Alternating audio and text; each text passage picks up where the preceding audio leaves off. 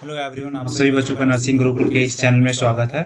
और आप सभी बच्चे अगर लगातार इस चैनल से जुड़े होंगे तो आप जानते होंगे इस चैनल में कई सारे चीज़ें प्रोवाइड की जा रही है। जैसे कि अगर आप मॉडल पेपर का डिस्कशन हो, चाहे वो टेस्ट पेपर हो, चाहे वो आप नर्सिंग एग्जाम की तैयारी कर रहे हैं तो लगातार मॉडल पेपर का आपको वीडियो मिल रहा होगा।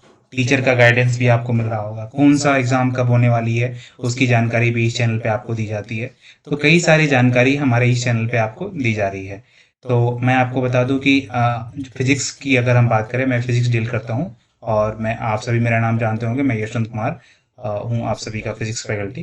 तो इस फिजिक्स में हम लोगों ने 8 या 9 मॉडल पेपर का डिस्कशन ऑलरेडी कर लिया है।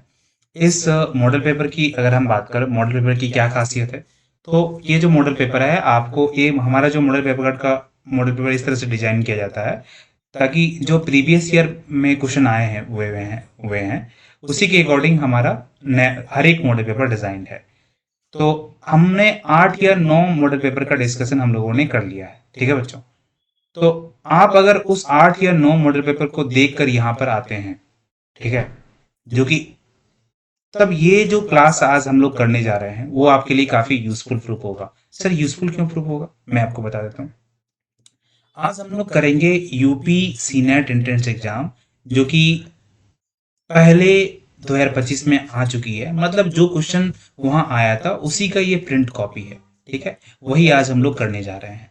तो ये इतने इजी हो जाएंगे बच्चों, अगर आप वो आठों का आठों करके आते हैं तो काफी इजी हो जाएगा। मैं आपको गारंटी के साथ कह सकता हूँ, जो बच्चा वो सारा मॉडल पेपर देख के आ रहा है यहाँ पर, वो सारा सवाल यहाँ कर लेगा और एग्जाम में भी वहां फोड़ देगा। मतलब अपनी तैयारी को वो बेहतरीन बूस्टअप बना चुका है। ठीक है बच्चों, तो बिना और मैं आपको और एक चीज बता दूं, अगर आपको और एक्स्ट्रा सपोर्ट चाहिए, ठीक है, आपको लग रहा है कि मेरी तैयारी में कहीं वीकनेस आ रही है, मुझ में डिसिप्लिन नहीं रह पा रहा है, ठीक है, तो आप क्या कर सकते हैं, हमारे जो नर्सिंग गुरुकुल है इसी का एक ऐप भी है प्ले स्टोर पे। आप उस ऐप को डाउनलोड कर कर अपनी तैयारी को और बेहतरीन बना सकते हैं। ठीक है, उस ऐप में क्या होगा कि वहां पर जो एक होता है कि एक अच्छे तरीके से, मतलब एक शेड्यूल तरीके से कि इस आज की तारीख में हमें ये करना है, तो आपको सारे टीचर के डायरेक्टली आप सारे टीचर से कनेक्ट हो जाएंगे। और जो क्लासेस होती है वहाँ कुछ पेड कोर्सेज भी अवेलेबल है। और साथ ही साथ मैं आपको बता दूं कि हमारा 3 मॉडल पेपर जो होंगे एक्स्ट्रा वहां पर, अगर आप ऐप को सिर्फ डाउनलोड करते हैं तो वो आपके लिए फ्री होगा। तो ये भी आपके लिए एक अच्छा बात है। ठीक है भाई, तो ये सारी बातें हो गई। अब इस बातें होने की बात हम लोग सीधे आते हैं इसके डिस्कशन की अगर बात करें तो हमारा है कि यूपी सीनेट एंट्रेंस एग्जाम जो कि 2025 में आया था, इसका क्या क्या पार्ट होता है, बायोलॉजी, केमिस्ट्री, फिजिक्स और इंग्लिश। तो बायो वाला जो पार्ट है बायो वाले सर ने करवा दिया, केमिस्ट्री वाले पार्ट है केमिस्ट्री वाले सर ने करवा दिया, फिजिक्स का पोर्शन मेरा है तो मैं करवाऊंगा, और केमिस्ट्री और सॉरी जो इंग्लिश का पोर्शन है वो इंग्लिश के फैकल्टीज करवाएंगे। तो जो भी टीचर अपने रेस्पेक्टिव सब्जेक्ट को कंप्लीट करेंगे और उनका वीडियो जो है आपको हर एक जैसे अगर आप फिजिक्स की वीडियो देख रहे हैं तो फिजिक्स के वीडियो के नीचे जो डिस्क्रिप्शन होता है, डिस्क्रिप्शन में उन सारे वीडियोस का लिंक आपको अवेलेबल होगा। ठीक है बच्चों, तो अगर हम यूपी सीनेट एंट्रेंस एग्जाम में देखें तो वो सारे क्वेश्चन आए हुए हैं, बट हमें उन क्वेश्चनों को करना है जो फिजिक्स के पोर्शन है। तो हम सीधे फिजिक्स क्वेश्चन में आते हैं। अगर मैं फिजिक्स क्वेश्चन की बात करूं तो हमारा फिजिक्स का पहला क्वेश्चन जो है वो होता है आपका क्वेश्चन नंबर 51 से। ठीक है, देख पा रहे होंगे आप। तो क्वेश्चन नंबर 51 में ही हमारा पहला क्वेश्चन है। सबसे पहला बात आ गया यंग्स मॉडुलस। कोई बच्चा अगर लगातार मेरे मॉडल पेपर को कर रहा होगा ना तो ये सवाल को लल्लू का है और तुरंत बना देगा, क्योंकि उसने इससे अच्छे सवाल को किया होगा। अगर आपको याद होगा कि यंग्स मॉडुलस जो होता है वो यंग्स मॉडुलस बराबर होता है stress upon strain. Stress upon strain, और स्ट्रेस की बात करें तो स्ट्रेस कुछ और नहीं होती है, होता है फोर्स अपॉन एरिया, और स्ट्रेन होता है डेल्टा एल अपॉन एल। इसको सॉल्व करोगे बच्चों तो ये होता है F L upon delta A into delta L. इससे कई तरह के सवाल आए थे कि अगर हम लोड जो होता है वो हमारा फोर्स होता है, ओरिजिनल लेंथ से चेंज इन लेंथ अगर हम बढ़ा देते हैं घटा देते हैं तो हमारा यंग्स मॉडुलस क्या होगा, फोर्स क्या होगा। मतलब फोर्स के बारे में पूछा, एरिया को घटाएंगे बढ़ाएंगे तो हमारा फोर्स क्या होगा अगर हम keeping the Young's modulus is constant. ठीक है, और ये भी हमने बताया था कि यंग्स मॉडुलस जो है स्टिफनेस ऑफ द मटेरियल बताता है, मतलब कठोरता उस मटेरियल में कितनी कठोर है, ये बातें बताती है हमारा यंग्स थिंग्स मतलब। तो ये इसके अकॉर्डिंग बच्चों देखें तो हमारा ऑप्शन क्या हो जाएगा, तो इसके अकॉर्डिंग अगर बात करें तो हमारा जो ऑप्शन है, दिस ऑप्शन इज ए और करेक्ट आंसर। ठीक है बच्चों, मैंने इसे इरेज कर दिया ताकि मैं दूसरा चीज भी लिख पाऊं। ठीक है बच्चों, तो ये हो गया हमारा पहला क्वेश्चन। ठीक है, तो पहला क्वेश्चन का जो आंसर है बच्चों वो आपको मिलेगा हमारा क्या, स्ट्रेस इनटू स्ट्रेन। फिर sorry stress is not stress into strain, this is stress upon strain. अभी मैंने बताया स्ट्रेस अपॉन स्ट्रेन। ठीक है, स्ट्रेस अपॉन स्ट्रेन। ठीक है, ये हमारा stress upon strain is the correct answer. Sir stress into strain क्या होता है, आपने देखा होगा एनर्जी पर यूनिट वॉल्यूम। तो एनर्जी पर यूनिट वॉल्यूम जो होता है वो इक्वल टू होता है half into stress into strain. ठीक है, तो एनर्जी पर यूनिट बोलिए तो उसका फॉर्मूला होता है half into stress into strain is the formula for energy per unit volume. ठीक है बच्चों, आगे बढ़ते हैं और वही चीज आता है कि when what happens when the magnetic flux, what happens with the magnetic flux if the radius is double. मैंने कई बार बताया था कि हमारा जो मैग्नेटिक फ्लक्स होता है, मैग्नेटिक फ्लक्स का जो फॉर्मूला होता है बच्चों, दिस इज होता है phi equal to B into A, phi equal to B into A. ठीक है, तो बी इंटू ए, एरिया जो होता है वो बच्चों होता है pi r square, cross section area की बात करते हैं। तो रेडियस अगर हम 2 टाइम्स कर देते हैं तो हमारा जो 2 का स्क्वायर करोगे तो ये 4 हो जाएगा, that is 4b into area की जगह हम सीधा ए लिख सकते हैं, 4ba। तो हमारा जो फ्लक्स है ना, आप तो देख पा रहे हैं पहले 5 था अभी 4 हो गया, तो तुम सीधा लिख सकते हो जो हमारा जो फ्लक्स है ना वो 4 टाइम्स हो गया। ठीक है बच्चों, उम्मीद है यहाँ तक कोई डाउट नहीं हो गया।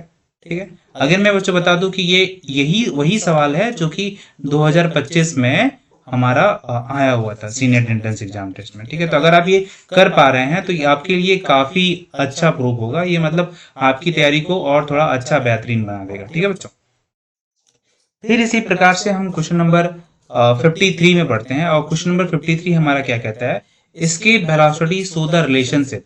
इसके वेलोसिटी क्या होता है, इसके वेलोसिटी मैंने कई बार बताया कि इसके वेलोसिटी की अगर हम बात करें तो v बराबर होता है रूट अंडर 2gr। ठीक है, आर ई। फिर अगर बात करें रूट 2gr होता है, फिर अगर इसको अच्छे से लिखें तो इसके वेलोसिटी का फॉर्मूला होता है रूट अंडर 2gm/r। ठीक है, ये भी हमने देखा था। इसके वेलोसिटी होता क्या है, तो इसके वेलोसिटी अगर अर्थ प्लैनेट की बात करें वो होता है 11.2 किलोमीटर पर सेकेंड। ये सारे इसके वेलोसिटी की बात है। तो एस्केप वेलोसिटी क्या बताता है, एस्केप वेलोसिटी और डिस्टेंस के बीच का एक रिलेशनशिप बताता है ये हमारा एस्केप वेलोसिटी। ठीक है, प्लैनेट और प्लैनेट तो फिक्स होता है, प्लैनेट हमारा जो अर्थ का प्लैनेट कहते हैं, बट प्लैनेट जो भी प्लैनेट होगा उसका एक जो भी प्लैनेट होगा उसका प्लैनेट का फिक्स होगा, बट डिस्टेंस के बारे में देखें तो इसके वेलोसिटी प्लायन वेग और दूरी के बीच का एक रिलेशन है, मतलब आर और वी का एक रिलेशन है। ठीक है बच्चों, फिर इसी प्रकार से हम लोग आगे बढ़ते हैं और अगले सवाल, मतलब यहाँ तक अगर आपको डाउट होगा तो बताना बच्चों। तो इसी प्रकार से इसमें इस सवाल का जो आंसर होगा बच्चों, आंसर हमारा option is the D is the correct answer. फिर आगे बढ़ते हैं हम लोग, मैं थोड़ा इरेज कर लूं बच्चों। तो अगर हम देख पा रहे हैं तो this is our answer, this is option C हो गया उसका, इससे पहले वाले का ऑप्शन सी था। बट इसका जो अगर देखोगे ना, इसकी velocity so the relationship between क्या, इसकी वेलोसिटी एंड डिस्टेंस के बीच का एक रिलेशन बताता है। ठीक है बच्चों, यहाँ तक किसी प्रकार का अगर आपको कोई डाउट है तो अगेन में आप अपनी क्वारी को कमेंट बॉक्स पे लिख सकते हैं, मैं उसे डेफिनेटली लूंगा और आपकी तैयारी को डेफिनेटली, हमारा काम ही है आपकी तैयारी को बेहतरीन से बेहतरीन बनाना। तो बेझिझक अपनी क्वारी को कमेंट बॉक्स पे लिख सकते हैं। इसी प्रकार से आगे बढ़ते हैं और क्वेश्चन नंबर 54 की ओर बढ़ते हैं। समतल दर्पण मतलब ये हमारा कहता है focal length of a plane mirror. मैंने कई बार बताया, अगर तुमसे पूछा जाए कि प्लेन मिरर का कैरेक्टरिस्टिक्स क्या होता है, तो प्लेन मिरर एक ऐसा मिरर होता है जिसका रेडियस जो होता है वो इनफाइनाइट होता है। ठीक है, या तुम अगर रेडियस इनफाइनाइट है तो तुमने पढ़ रखा है कि जो रेडियस होता है वो ट्वाइस ऑफ फोकल लेंथ होता है। तो अगर रेडियस इनफाइनाइट है तो हम फोकल लेंथ को भी इनफाइनाइट कहते हैं। और ये भी तुमने पढ़ा होगा तुमने पढ़ा होगा कि जो हमारा प्लेन मिरर होता है, प्लेन मिरर जो होता है equal size of the object image बनाता है, मतलब जितना साइज ऑब्जेक्ट का है उतना ही साइज इमेज का बनाता है। ठीक है, और मतलब जितना, और दूसरा ये भी पढ़ा होगा कि जो हमारा प्लेन मिरर होता है, प्लेन मिरर का distance between the object and the mirror is equal to the distance between image and the mirror, ये भी इक्वल होता है। ठीक है, size of object and size of image are equal in a plane mirror. और एक चीज होता है प्लेन मिरर में, लेटरल इन्वर्जन होता है। लेटरल इन्वर्जन क्या होता है कि तुम्हारा जो दायां होता है वो बायां दिखने लगे और जो तुम्हारा बायां होता है वो दायां दिखने लगता है in case of a plane mirror. Plane mirror कुछ और नहीं बच्चों, जो तुम घर पे यूज करते हो ना वही हमारा प्लेन मिरर है, ठीक है। तो इसके अकॉर्डिंग हमने कई अभी बताया कि जो focal length of a plane mirror होता है वो फोकल लेंथ हमारा प्लेन मिरर का इनफाइनाइट होता है। तो इसी प्रकार से हमारा ऑप्शन क्या हो जाएगा, ए, ठीक है। फिर आगे बढ़ते हैं, हम पढ़ते हैं ईएमएफ के बारे में।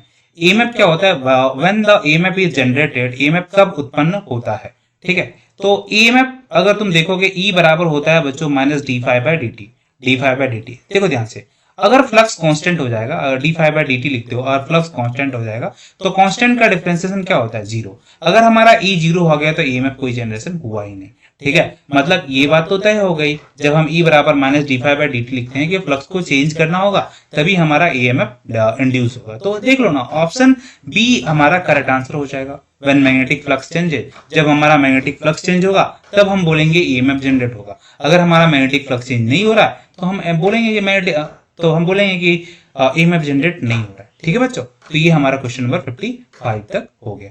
आओ अब देखते हैं क्वेश्चन नंबर 56 की ओर। क्वेश्चन नंबर 56 हमारा कहता है कि oscilloscope is used to display which type of wave. देखो बच्चों, ये हालांकि लाइट वेव्स को भी डिस्प्ले करती है बट डायरेक्टली नहीं, किसी अदर ऑलिस्कोप को सेकंड, मतलब ऑलिस्कोप जो है ना अदर मशीन्स के थ्रू अगर हम ऑलिस्कोप का यूज करें तब वो लाइट वेव को करती है, बट इलेक्ट्रिक वेव को डायरेक्टली डिस्प्ले करती है। जो ऑलिस्कोप होती है वो इलेक्ट्रिक वेव को डायरेक्टली डिस्प्ले करती है। अगर थोड़ा सा साउंड वेव की बात कर लेते हैं, साउंड वेव का स्पीड जो होता है हमारा एयर में वो होता है 332 मीटर पर सेकेंड, कहीं कहीं 330 भी दिया रहता है, वो भी करेक्ट है। तो तुम्हें मान लेना है कि अगर हम एयर की बात करते हैं, एयर मतलब वैक्यूम, एयर और वैक्यूम में सेम होता है, तो हम ये 332 मीटर पर सेकंड होता है। लाइट वेव्स एक इलेक्ट्रोमैग्नेटिक वेव्स को हम कहते हैं। इलेक्ट्रोमैग्नेटिक वेव वो वेव होता है जो कि वैक्यूम में भी ट्रेवल करता है। साउंड वेव एक ऐसा वेव है जिसको ट्रैवल करने के लिए मीडियम का रिक्वायरमेंट जरूरी होता है, बट लाइट वेव एक ऐसा वेव है जिसको ट्रैवल करने के लिए मीडियम चाहिए या ना चाहिए वो चलेगा। मतलब मीडियम नहीं भी है तो हम भैया ट्रैवल करेंगे, लाइट वेव ऐसा वेव है, ठीक है। लाइट वेव अगर बात करें, लाइट वेव अगर इसमें से बात करें कि साउंड वेव को हम मैकेनिकल वेव भी बोलते हैं, क्योंकि ये मीडियम जब तक रिक्वायर्ड नहीं होगा तब तक ये ट्रैवल नहीं करेगा। लाइट वेव का जो लाइट वेव ऐसा वेव है जिसको, इलेक्ट्रोमैग्नेटिक वेव वो वेव होता है जिसको ट्रैवल करने के लिए मीडियम की जरूरत नहीं होती है। और हमने ये भी देखा है कि जो लाइट वेव होता है इसका स्पीड हमारा एयर हो चाहे वैक्यूम हो उसमें फास्टेस्ट होता है, और जो कि ये होता है 3 × 10⁻8 मीटर पर सेकेंड। ये हमारा लाइट वेव्स का स्पीड है बच्चों, ठीक है बच्चों। तो यहां तक किसी बच्चों को कोई डाउट नहीं होगा। मैं अगेन बता दूं कि अगर आपको अपनी तैयारी को और बेहतरीन बनाना है तो आप हमारे चैनल से भी जुड़ सकते हैं। चैनल से जुड़े ही भी हैं, और इसके साथ साथ अगर आपको एक्स्ट्रा सपोर्ट चाहिए तो आप हमारे ऐप को गूगल प्ले स्टोर से डाउनलोड कर सकते हैं और अपनी तैयारी को बेहतरीन से बेहतरीन बना सकते हैं, ठीक है बच्चों। और थोड़ा आगे बढ़ते हैं अगली सवाल की ओर। अगला सवाल हमारा कि इन एसएचएम क्या होता है। एसएचएम का मतलब होता है सिंपल हार्मोनिक मोशन, जो कि हम कहते हैं टू एंड फ्रो मोशन। जैसे कि अगर आप किसी स्प्रिंग को अगर आप प्रेस करते हैं तो वो क्या करती है, ऐसे ऐसे करती है, ऐसे ऐसे करती है। तो ऐसे जो करती है, दिस इज एसएचएम। एसएचएम में एक मीन पोजीशन होता है और एक्सट्रीम पोजीशन होता है, मतलब मीन और एक्सट्रीम के अबाउट ही हमारा मोशन करती है। जैसे ये एक मीन पोजीशन है तो अगर ऐसे गई फिर ऐसे सॉरी, दो एक्सट्रीम पोजीशन तुम कह सकते हो और एक मीन पोजीशन। मतलब हमारा कोई, जैसे तुमने पेंडुलम को देखा होगा तो पेंडुलम ऐसे जाती है और ऐसे जाती है, एक बार यहां से चली ऐसे गई, मतलब एक हमारा मीन पोजीशन होता है। मीन पोजीशन x बराबर 0 कहते हैं, और जो हमारा एक्सट्रीम पोजीशन होता है एक प्लस ए होता है और एक माइनस ए होता है, ठीक है बच्चों। तो ये बातें होती है। फिर आगे बढ़ते हैं और हम थोड़ा सा इसके बारे में भी जान लेते हैं। जो सवाल है बच्चों, ये हमारा सवाल है कि in SHM restoring force depend. Restoring force का जो फॉर्मूला होता है बच्चों वो होता है F बराबर होता है -K × X। K क्या होता है, तो K जो होता है वो हमारा स्प्रिंग का कांस्टेंट होता है। हर एक स्प्रिंग के लिए स्प्रिंग कांस्टेंट अलग अलग होता है, ठीक है। तो उसमें वो तुम्हें गिवन होता है एग्जाम में, या फिर जो क्वेश्चन तुम बनाओगे उसमें ऑलरेडी गिवन होता है। But X is the displacement, कि तुमने मीन पोजीशन, ये जो X होता है वो मीन पोजीशन से तुमने पार्टिकल को कितना डिस्प्लेस किया, ये हमारा एक्स बताता है। ठीक है, तो हमारा रिस्टोरिंग फोर्स किस पे डिपेंड किया, तो हम ये भी कहते हैं कि हमारा जो रिस्टोरिंग फोर्स होता है बच्चों, वो डायरेक्टली प्रोपोर्शनल होता है। मतलब F is directly proportional to X, F is directly proportional to X। Sir इसमें माइनस क्यों लगा होता है? माइनस इसलिए लगा होता है बच्चों, क्योंकि मान लो कि तुम डिस्प्लेसमेंट ऐसे खींच रहे हो ना, स्प्रिंग को तुमने ऐसे खींचा, ठीक है, तो वो एक रिस्टोरिंग फोर्स अपने बैकवर्ड डायरेक्शन में डायरेक्ट की। तुमने सोचा होगा कि स्प्रिंग को तुम जैसे ऐसे खींचते हो तो वो पीछे फोर्स लगाती है, तो डिस्प्लेसमेंट ऑफ फोर्स का डायरेक्शन अपोजिट होता है, इसीलिए हम लोग वहां पर माइनस साइन के साथ हम लोग लिखते हैं। ठीक है, तो F बराबर minus k x, F is directly proportional to x, जो हमारा कांस्टेंट होता है वो माइनस के रूप में हम लोग लिखते हैं। तो अब तुम्हें यहाँ पता चली गया होगा बच्चों, यहां से तो पता चली गया होगा कि जो हमारा एसएचएम में रिस्टोरिंग फोर्स होता है वो किसके बराबर हो गया, तो वो हमारा डिस्प्लेसमेंट किस पे डिपेंड करता है, तो वो हमारा डिस्प्लेसमेंट पे डिपेंड करता है। तो आंसर क्या हो गया? सी।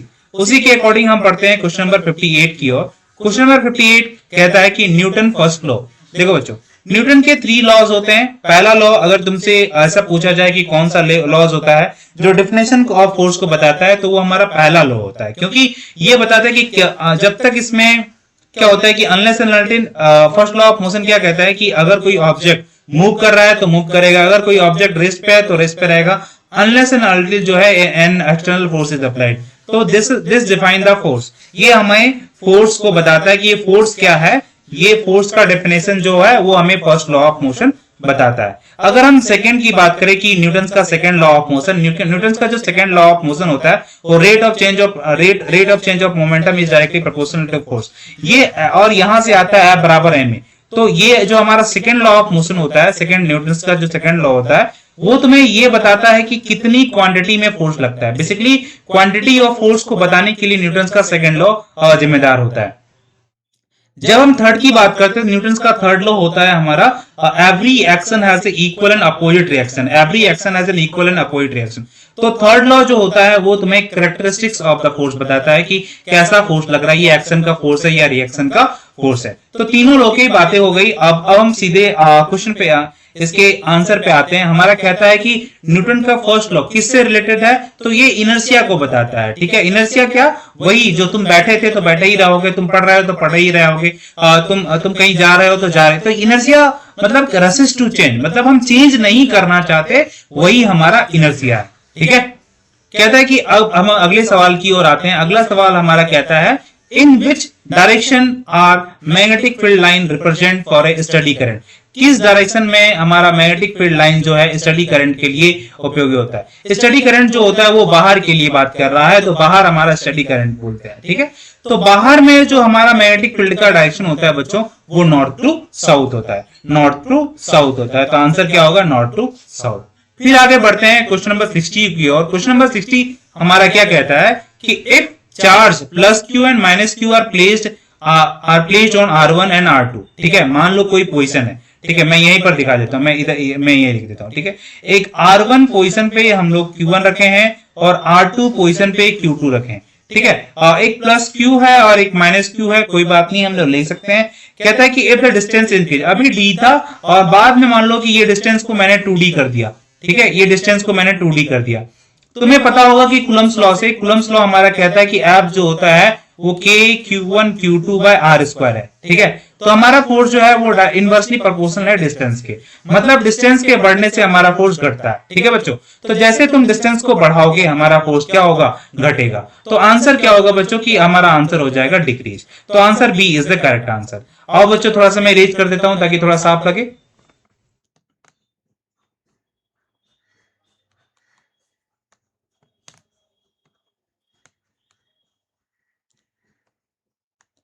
तो इसी प्रकार से हम क्वेश्चन नंबर 61 की ओर बढ़ते हैं। क्वेश्चन नंबर 61 हमारा क्या कहता है बच्चों? क्वेश्चन नंबर 61 कहता है what is the unit of magnetic flux. Magnetic flux का यूनिट जो होता है बच्चों वो वेबर होता है। न्यूटन किसका यूनिट होता है? तो फोर्स का। टेस्ला किसका यूनिट होता है? तो वो होता है आपका मैग्नेटिक फील्ड का। हेनरी किसका होता है? तो म्यूचुअल इंडक्टेंस या तुम इंडक्टेंस का यूनिट जो होता है वो हेनरी होता है। ठीक है बच्चों, ये सारी बातें हो गई। फिर हम आगे बढ़ते हैं क्वेश्चन नंबर 62 की ओर। क्वेश्चन नंबर 62 हमारा कहता है, क्वेश्चन नंबर 62 हमारा कहता है कि what is the unit of magnetic field intensity. Magnetic field intensity जो होता है वो हम डिफाइन करते हैं कि Ni/N, ठीक है, ये हमारा फॉर्मूला होता है। तो Ni/N, तो हम कहते हैं कि जो हमारा मैग्नेटिक फील्ड इंटेंसिटी का फॉर्मूला होता है वो होता है एम्पियर पर मीटर। I मतलब एम्पियर, L मतलब लेंथ, तो ampere per metre is the unit of a magnetic field intensity. फिर उसी प्रकार से आगे बढ़ता है तो यूनिट ऑफ मैग्नेटिक फील्ड, वही मैंने बताया कि इसका भी एम्पियर पर मीटर। टेस्ला मैंने बता रखा कि टेस्ला जो होता है वो मैग्नेटिक फील्ड का, न्यूटन पर कूलम ये हमारा इलेक्ट्रिक फील्ड का होता है, ये हमारा इलेक्ट्रिक फील्ड का यूनिट होता है। ठीक है बच्चों, फिर आगे बढ़ते हैं और हम देखते हैं क्वेश्चन नंबर 60 और 64 की ओर। क्वेश्चन नंबर 64 हमारा कहता है कि vibratory motion is an example of, तो लीनियर, देखो वाइब्रेशन का मतलब ये to and fro motion is our vibratory motion. मैंने कई बार बता चुका है कि जो हमारा टू एंड फ्रो मोशन जो होता है वो एक सिंपल हार्मोनिक मोशन का एग्जांपल है। तो वाइब्रेटरी मोशन का एग्जांपल यहाँ पर क्या होगा, सिंपल हार्मोनिक मोशन होगा बच्चों। तो हम लोग आगे बढ़ेंगे और क्वेश्चन आंसर सी को लगा देंगे। क्वेश्चन नंबर 64 का आंसर क्या है बच्चों, सी। इसी प्रकार से क्वेश्चन नंबर 65 की ओर बढ़ते हैं। क्वेश्चन नंबर 65 हमारा क्या कहता है, क्वेश्चन नंबर 65 हमारा कहता है, क्वेश्चन नंबर 65 हमारा कहता है कि at 0 degree ice freezes but water doesn't boil, what is the reason? तो किसी भी चीज को फ्रीज मतलब एक मॉलिक्यूल से दूसरे मॉलिक्यूल में रूपांतरण करना मतलब चेंज होना, ये प्रेशर के कारण होता है। ठीक है बच्चों, तो आंसर हो गया इसका प्रेशर। फिर मैंने बता रखा how many laws of motion are there in total. अभी मैंने देखा कि लॉज ऑफ मोशन जो होते हैं वो 3 ही हमारे लॉज ऑफ मोशन है बच्चों। ठीक है, उम्मीद है बच्चों आपको यहां तक किसी भी प्रकार का कोई डाउट नहीं होगा। अगेन आपको अगर किसी प्रकार का कोई भी डाउट है तो आप अपनी क्वेरी को कमेंट बॉक्स पे कमेंट कर सकते हैं। मैं डेफिनेटली आपकी क्वेरी को लूंगा और अच्छे से अच्छे तरीके से रिजॉल्व करने की कोशिश करूंगा। अगर बाय चांस वहां उस कमेंट पे नहीं हो पाता है तो मैं एक सेपरेट वीडियो भी उसके लिए बना दूंगा, तो बेझिझक आप इसे ध्यान से देखें। फिर आगे बढ़ते हैं कि which physical quantity is measured using a unidirectional electric potentiometer. तो पोटेंशियल डिफरेंस का मेजरमेंट जो है वो पोटेंशियोमीटर करता है, इलेक्ट्रिक करंट का मेजरमेंट एम्पियर करता है, काइनेटिक एनर्जी तो एनर्जी होता है, स्टैटिक एनर्जी भी, काइनेटिक एनर्जी मूवमेंट वाली एनर्जी होती है, स्टैटिक एनर्जी हमारे स्टैटिक मतलब जो स्थिर है, कह सकते हैं इसको पोटेंशियल एनर्जी। फिर क्वेश्चन नंबर 68 की ओर बढ़ते हैं। क्वेश्चन नंबर 68 हमारा क्या कहता है, what is the formula for a stock force. Stock force का फॉर्मूला होता है F = 6 पाई नीटा RV। ठीक है, फिर आगे बढ़ते हैं हम और आगे बढ़ते हुए हम देखते हैं क्वेश्चन नंबर 69। क्वेश्चन नंबर 69 हमारा क्या कहता है, what is the special feature for Helmholtz coil. बच्चों आपको याद रखना होगा कि हेल्महोल्ट्ज कॉइल एक ऐसा कॉइल होता है जो कि एक यूनिफॉर्म मैग्नेटिक फील्ड प्रोड्यूस करता है। तो option A is our correct answer. फिर इसी प्रकार से आगे बढ़ते हैं और क्वेश्चन नंबर 70 की ओर। क्वेश्चन नंबर 70 हमारा कहता है if 3 forces acted at a point and are in equilibrium which law do they follow. तो देखो अगर हमारा नेट फोर्स 0 हो जाता है, अगर 3 फोर्स इक्विलिब्रियम में है, तो इक्विलिब्रियम जो होता है वो फर्स्ट लॉ ऑफ मोशन से आता है, या फिर तुम कह सकते हो कि ये एक रिजल्टेंट फोर्स को बताता है। ठीक है, तो कहता है if 3 forces acted at a point in equilibrium which law do they follow. तो वो हमारा फर्स्ट लॉज ऑफ मोशन को फॉलो करता है और फर्स्ट लॉ ऑफ मोशन जो है लॉ ऑफ रिजल्टेंट फोर्स को बताता है, लॉ ऑफ रिजल्टेंट फोर्स को बताता है। इसीलिए हमारा आंसर क्या होगा, आंसर डी हो गया। उम्मीद है बच्चों जो यहाँ मैंने 51 से लेकर 70 तक आपको करवाया उसमें किसी प्रकार का कोई डाउट नहीं होगा। अगेन किसी प्रकार का कोई भी डाउट होने पे आप अपनी क्वेरी को कमेंट बॉक्स पे लिख सकते हैं। मैं डेफिनेटली आपकी क्वेरी को लूंगा और उसे रिजॉल्व करने की कोशिश करूंगा। अगर उस कमेंट पे नहीं होता है तो डेफिनेटली मैं उसके लिए एक सेपरेट वीडियो भी बनाऊंगा। तो बेझिझक अपनी क्वेरी को कमेंट बॉक्स पे जरूर करें और आप ये भी बताएं कि आपने जो मॉडल पेपर किया था, जो बच्चों ने मॉडल पेपर किया था, क्या उस मॉडल पेपर से आपको ये बेनिफिट मिला है या नहीं मिला, ताकि इस तरह का प्रीवियस ईयर पेपर हम लोग और प्लान कर सके, हो सके हमने 2024 का भी हम लोग और प्लान कर सके। तो आपका फीडबैक हमारे लिए बहुत मैटर करता है। तो बेझिझक अपनी क्वेरी, अपना फीडबैक अवश्य कमेंट बॉक्स पे दें। तो हमसे जुड़ने के लिए बच्चों धन्यवाद। इसी प्रकार हमसे जुड़ते रहें और अपनी तैयारी को बेहतरीन से बेहतरीन करें। हमारा लक्ष्य है आपको एक अच्छे नर्सिंग गवर्नमेंट कॉलेज में पहुंचाना। धन्यवाद बच्चों, नर्सिंग गुरुकुल से जुड़ने के लिए धन्यवाद।